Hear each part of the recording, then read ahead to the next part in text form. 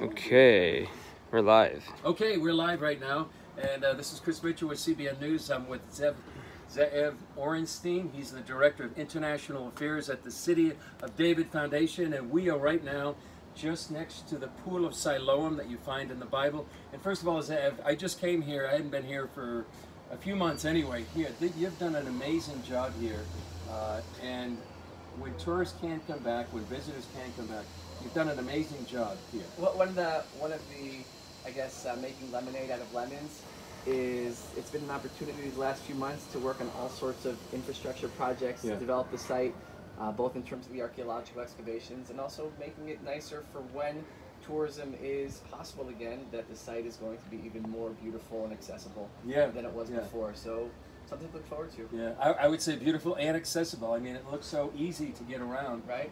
For large groups to come, sit, and see what's happening. Yeah. So, first of all, tell us where we are right now. So we are in the City of David. The City of David is the place where Jerusalem began. Up until 150 years ago, everyone thinks that the original biblical city of Jerusalem, the city of King David, King Solomon, prophets like Isaiah and Jeremiah, everyone thinks it's the old city of Jerusalem. Turns out it's actually just outside the walls of the old city, just south of the Temple Mount, adjacent to the Western Wall, the City of David, an 11-acre ridge that is the place where Jerusalem of this book, the Jerusalem of the Bible, where the kings ruled, where the prophets preached, it's happening here in the City of David. Now we're standing at the southern end of the City of David.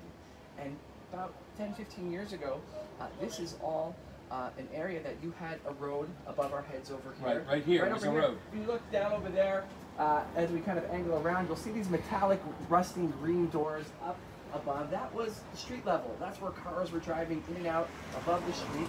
In 2004, there's a sewage pipe, and the sewage pipe bursts.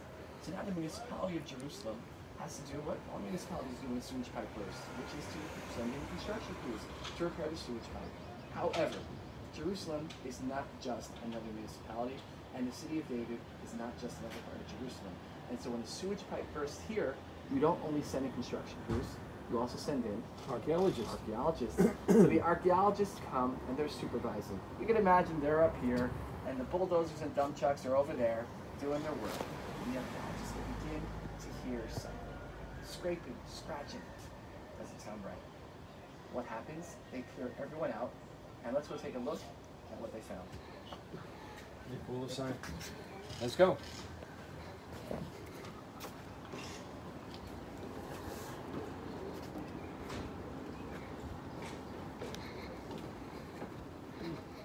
Well, first of all, you've done the infrastructure, but not take away any of the site at all. You've just kind of blended the infrastructure into the site. Absolutely. One of the unique challenges of a site like the City of David is, on the one hand, we want to maximize accessibility.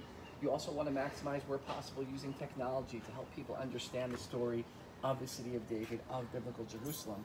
At the same time, we don't want to Disneyify it, if that's even a word, right? We don't want to take away the authentic, original, historic feel of the site. And so how do you balance the two? How do you make it accessible? How do you make it both accessible in terms of the people being able to access it, but also in terms of the technology and understanding it? But at the same time, we want people to feel like they're in a place that's thousands of years old, where you're walking in an excavation where this is the way it looked thousands of years ago. And so that's one of the challenges in a place like the City of David. And so coming back to the story, the archaeologists, they're hearing the scraping and the scratching, and it turns out that in repairing the sewage pipe, the construction crews had inadvertently uncovered these stone steps, also the ones right behind you over here, Chris.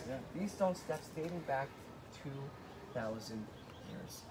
And the archaeologists said there's only one other set of steps that look just like the ones that we're standing on right now, and those are the steps leading up to the southern ascent of the Temple Mount, the southern steps with deep significance to Jews and Christians alike. And they said, well, we know what those steps were. Those were the steps that led up to the temple 2,000 years ago during the time of Herod. What are the steps down here? There must be a connection. And they realized that they had found the steps leading down to the ancient Pool of Siloam. Again, a site rich with significance for Jews and Christians alike. This is the place that the Bible tells us that 3 times during the year, on Passover, during the Festival of Weeks, Tabernacles, when all of Israel had to go up to the temple. Now, before you can go up to the temple, the Bible mandates that you have to wash cleanse, bathe, purify yourself.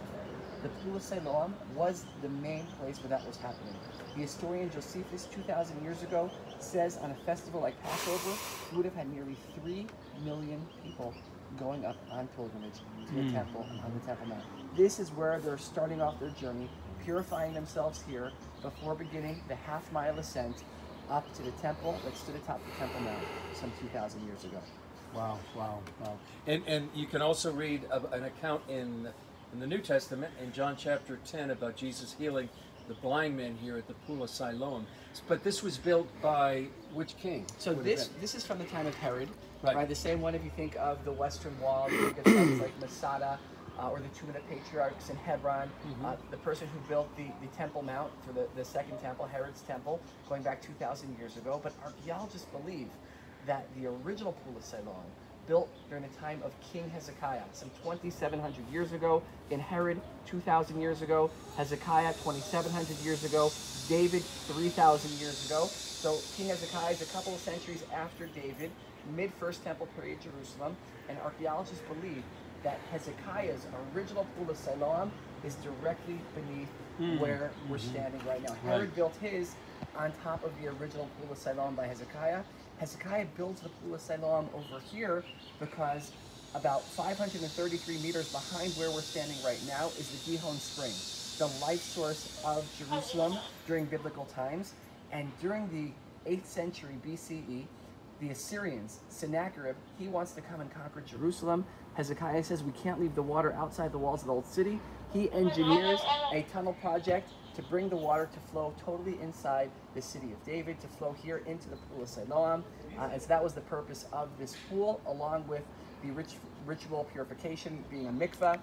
So there are lots of different uses for this pool. And again, it affirms the biblical account that when you're in the place where the Bible happened, it brings the words of the Bible to life. And really, anywhere you walk in the city of David, that's what you're going to experience.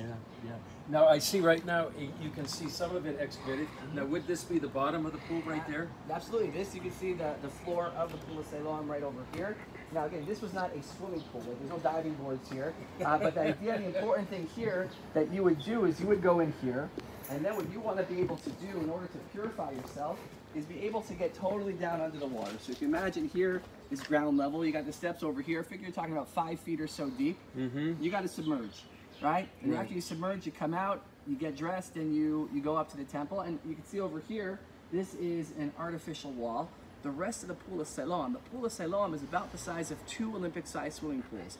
So the rest of the pool is that way and that way. So we have the northeastern corner. You can see the steps going off over here. This is the northern part of the pool. You can see the corner here, the northeastern corner right over here of the Pool of Siloam. And you can see how it is going to the south over here. So the bulk of the pool is still waiting to be discovered. God willing, in the not too distant future, we'll be able to continue the excavation one day and uncover the full extent of the Pool of Siloam. And of course, when we talk about the Pool of Siloam, if this is the place where our ancestors, yours and mine, Chris, 2,000 years ago, this is where they came to purify. And this is the point where they began their journey going up to the temple atop the Temple Mount. So the question that the archaeologists had was, how'd they get from the pool up to the temple? And I think next time we get together for one of these Facebook Lives, maybe we'll be able to answer the answer to that mystery. How did the millions of pilgrims 2,000 years ago, after purifying themselves, make their way up the half-mile journey up to the temple? That is actually one of the most important discoveries in decades, I would say. And that would be a great next Facebook Live when we come back here. Tell us about the City of David right now. You're actually open, and how are you dealing with COVID-19? A lot of social distancing. It's a challenge right now. Obviously, Israel, in terms of the borders, are closed. Non-Israeli citizens are not able to enter the country, which means tourism right now is largely local. And with the concerns with COVID and its increase in cases that's going on right now in Israel, there's a lot of concern about people going out and doing these types of things. At the same time, here the City of David is fully open. And there are lots of people who are coming here. Obviously, it's not the same as, we're in peak season. I mean, this is the summer. I mean, Exactly, we finished 2019 with our best year ever. It's hard to believe we finished 2019 with 1 million visitors in the city of David. Wow. I mean, that I'm not good at math, but if you divide 1 million by 365, and the bulk of it happening in times like July and August, I mean, peak season. Yeah. It's not the same right now, but Jerusalem, if you know history, and the city of David is a place full of Jerusalem's history, its high points and its lower points. We've been through the low points, and we always come out of it. Yeah. And so whether it's in a few months or next year, whenever it is, as it says in Zechariah, the streets of Jerusalem will be filled again with the elderly sitting and the children playing. It's just a matter of time. And in the meantime, we'll do everything we can to get ready for the better days to come. It's great to look for the scriptures to find some hope and comfort and encouragement. And you also do videos, besides our Facebook Lives we've done a few times. You do videos, excellent videos, by the way. How can people go see those videos that you've been doing here in the city? So the best place to find all of the City of David's digital content is to go to YouTube and just type in City of David, and you'll find our channel where you can find tons of digital content that we've been putting out. I personally have been putting out a series called City of David, Bringing the Bible to Life, where each week I add a new video, 2 minutes long, taking an archaeological discovery connected with the City of David and showing how it affirms the words of the Bible. And that's really exciting to see. We already have about 25 episodes that have been filmed. We're going to add a couple of more, so this will be going on probably through December time at least. Yeah. So if you're interested in learning more about those discoveries and short bite-sized videos, you can check them out on our YouTube channel. Yeah. So check that out, City of David on YouTube, and you can see Zed. He does a great job of explaining not only the archaeology but the Bible that goes with it. And Lord willing, when you come to Jerusalem, you need to come to the City of David. Be one of those 1 million people to come here and see literally the Bible come alive. So thanks for joining us here at the City of David with Ze'ev Orenstein in the City of David Foundation. And we'll see you, Lord willing, next time on Facebook Live. Bye-bye.